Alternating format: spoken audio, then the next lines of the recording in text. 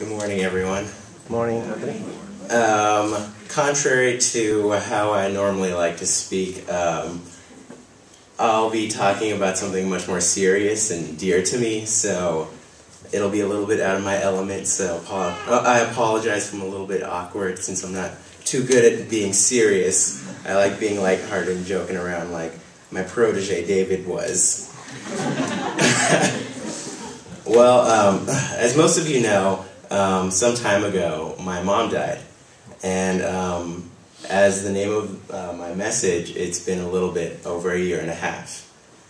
During this message, which is kind of like a testimonial message, I'll be recounting a rough summary of my trials and what God has taught me through all this. And being older by the time of my mom's passing, I thought that I considered myself lucky at the time because I was like, I'm not one of those 10-year-old kids who lost their parents in a fire or something tragic like that. And I was like, I'm blessed to know I had her for 20 years of my life, and then she left me. And I thought that, hey, I should be able to handle this well since I'm not this little tiny kid. I'm not helpless. I still have one of my parents, and I soon learned that losing a parent, regardless of age, is really hard. 6 months before my mom's passing, I actually was at PCC, and I encountered Holly one day. And she ran up to me, and she was all really excited, as Holly is normally. And then she was talking about how she got this new book, and I'm like, what's this new book? And she said, it's called The Message. I'm like, The Message? What is this? Sounds kind of lame. And so she was really excited about it, and so she was talking about it. She's like, it's the Bible. It's just a really modernized version of this. And I was like, oh, that actually sounds pretty interesting. I'll look into that. And so later that day, I was talking to my parents about it, and I was like, this Bible seems pretty interesting. I was talking to them about it, and they're like, oh yeah, we've heard of that. It's this kind of Bible. And I was like, oh, I might want to buy one of those sometime soon. And so near my mom's death, which was in the month of my birthday, I was talking to my dad while my mom was in the hospital, because right before she died, I was talking to my dad a lot just to help get me through it. And he said to me, Anthony, several weeks ago, your mom had an idea to get you this, and he handed me this Bible, which was a Message Bible, and it was also an NIV translation. So every single page, it's split in half. Half of it is the Message, and the other half is NIV. And so when I saw this, I was like, I can't believe she remembered. I told her so long ago. And so around that time, I was very emotional, and so I started crying a lot. And I was really happy that she got me that. And so that late on my birthday, I went up to the hospital, and I was talking to her. And she was hooked up to all these machines to help her live. And so I thanked her for the Bible that she got me. Sorry if I get emotional. And I said to her, I thanked her for seeing me and still being there on my birthday. And then the next day, she died. And when I got home that day, I started vigorously reading my Bible because it was a time that I could find serenity. And when I first opened my Bible, I want to have one of those moments where people are like, oh, I just opened my Bible and God led me to this passage. And so I went to Matthew 5:4, if you could put that on the screen. But I'm going to read it from the Message because I like how it's phrased. It's much more eloquent. It said, "You're blessed when you feel you've lost what is most dear to you. Only then can you be embraced by the one most dear to you." On the day of the funeral service, I don't know if most of you know Mrs. Leone. I talked to her about her husband who had passed nearing like a year ago.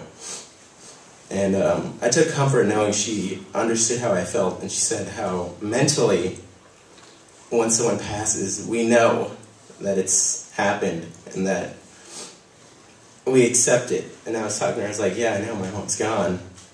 I know this. And she's like, but emotionally, it'll take you a year at least to like accept and understand what that means. And I was like, that can't be true. I'm a man, I'm strong.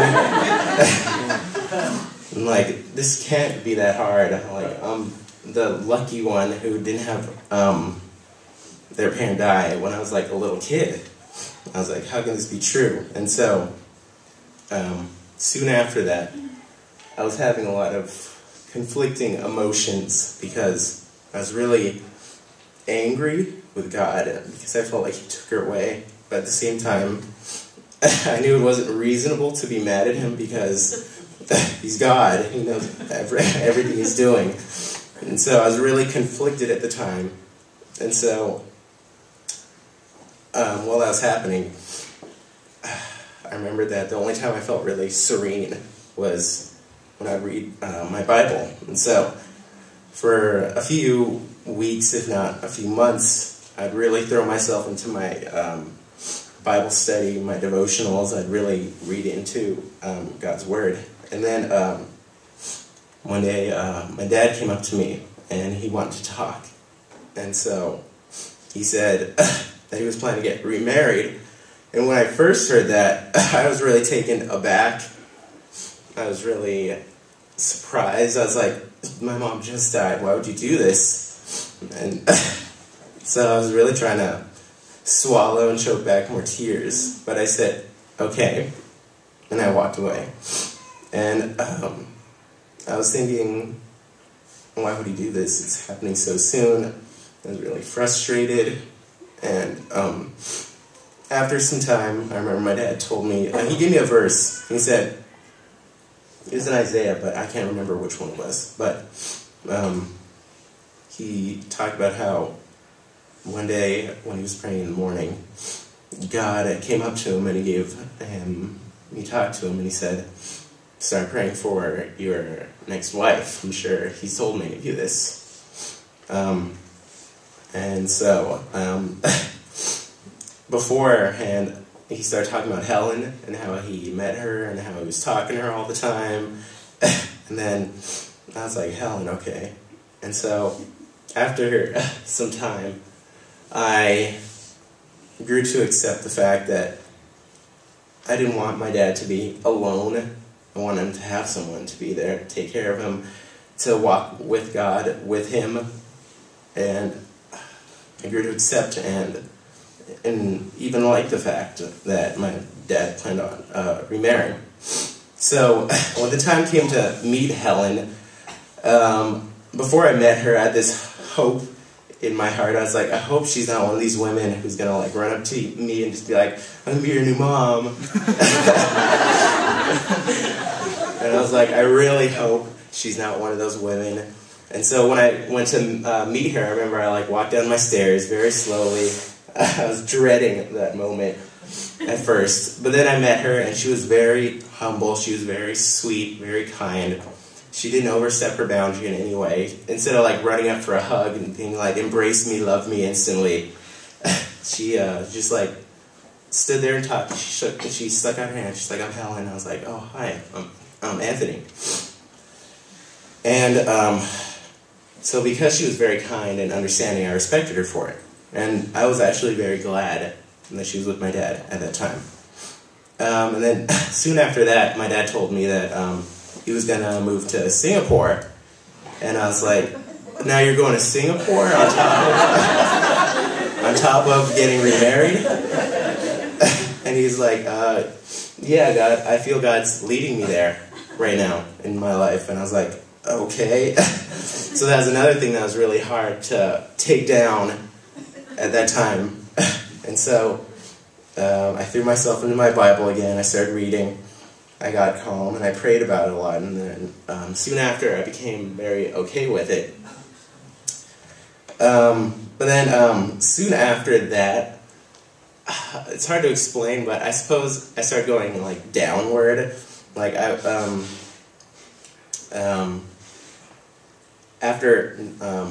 accepting the fact that when my dad is gone, it's just going to be me and my brother Aaron here. I started to feel very sad and kind of lethargic, and so I started to lose some motivation, ambition. My grades started to slip. I started taking school less seriously, and I even started like coming here a lot less consistently, to the point where some even noticed, and they're like, "Why aren't you coming to church as much?" And I was like, "I'm too tired." I'd like wake up on Sunday morning and like 10, be like, I'm just gonna go back to sleep. It's Sunday. I'm a Christian. God knows I go to church. And so I was like, I'll start skipping occasionally. God won't mind. And while this was happening, I was still at PCC, and PCC is a good school, but it's not good to be there for like 3-4 years. And so while I was still there, I was like, am I ever going to get out of this community college? Am I ever going to be done? I'm like so sick of this place. I should almost be done with college like everyone else I know. They're all like, oh yeah, I have all these internships. I'm going to move to New York. I'm pretty much going to be a millionaire in like 2 years. And I was like, I'm still at a community college. What am I doing? And I was just letting life really take its hold on me, and I was really getting overwhelmed and just really getting tired and just feeling beat up. And I was really starting to lose sight of God at a point in time. It felt like, I knew I didn't, but it really felt like I'd almost turned my back on God and I was just walking in like an opposite direction. And so this happened for a few months. And I suppose a low point was where I considered myself nocturnal, where my sleep schedule had become so messed up where I'd like end up going to sleep at like 9 in the morning and I'd wake up at like 5 in the evening. And then my day, or rather my night, would just reset. And so that weekend, I remember my dad spoke. I think it was a little bit before Helen came, or a little bit after Helen left back to Singapore. And he's talking about his trials and how he was letting God lead him and guide him during all this. And that's how he got through it. And the entire time, whenever I see my dad, he was always, it seemed like he never went through any real sadness. Like, the entire time he was just reflecting on how he once was sad. And I was like, I never saw you sad once. How can you be reflecting if there's nothing to reflect upon? And so, after that, I remember his message was really good that day. And I remember that I was like, I myself began to reflect, and I was like, this is not how I want to live. And so I picked up my Bible, and for the second time I had one of those, pick up my Bible, and oh, here's a verse. And it was Proverbs 1 verse 18. 1 verse 8. And it says, pay close attention, friend, to what your father tells you. Never forget what you learned at your mother's knee. And when I got that, I was like, it's not what my mom would want me doing. She wouldn't want me to be this lazy jerk, just staying at home all day, not doing anything. And so I decided to, get my act together. It started by me applying to my next college, Cal State Northridge, and I applied there with my friend at the same time because he was in a similar predicament as me. He was at PCC, and so we both applied there because it has our majors there. And like a few, I guess, months later, he's all like, hey, I didn't get in. I was like, why not? And he's like, I have no idea, but I just didn't get in. So I was really worried. I was like, I'm not going to get in. And I remember after I decided to turn my life around, start reading my Bible, start coming to church more regularly, just start actually like putting some initiative in everything. I got this email on my phone, and it was something very simple. It was just this little message and said, "Congratulations, you're in." And that was literally all it said. It was from CSUN. It almost made me question if it was real because it was so ghetto. It was just this like red site. It was like plain text, like this text. And it said, "Congratulations, you're in." And so I like went on their site and I called and I was like, "Am I in, or was this a joke?" And they said, "No, you're in." I was like, "Oh, wow." And so I took that as a sign that, you know, God is watching out for me no matter what happens. And I took that as like a good turning point, because from there it was a giant change, because now I'm going to CSUN. I start next week.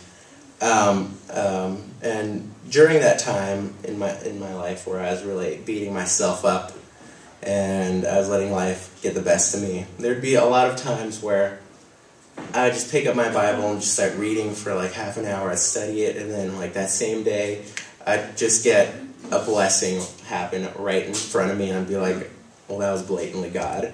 And then I thank Him and be like, "Thank you for that." And I suppose the main message from this, I was surprised when Holly was speaking, because she said something, or her main message was very similar to mine, because my main message is that oftentimes in life, whether we're going through trials or we're just getting stuck in a rut through how mundane life can become sometimes, we oftentimes put God aside on hold, or sometimes we'll even put Him behind us, when what we really want is to have God in front of us, leading us and guiding us in everything we do. And even though when you are a Christian, or even not a Christian, your life is already going to be blessed no matter what you do. And once you have God in front of you, guiding you and leading you, your life becomes so much more enriched, and you'll find you're much more blessed in everything you do. And so I'll put up Proverbs 3, verse 5 through 8. That'll be the last one. And that says, "Trust God from the bottom of your heart. Don't try to figure out everything on your own. Listen for God's voice in everything you do. Everywhere you go, He's the one who will keep you on track. Don't assume that you know it all. Run to God. Run from evil. Your body will glow with health. Your very bones will vibrate with life." So I'll just leave you with that verse. And as you go through your everyday life, God will always be there, no matter what you do. Even if you aren't actively like pursuing Him and having Him lead you, He will be there.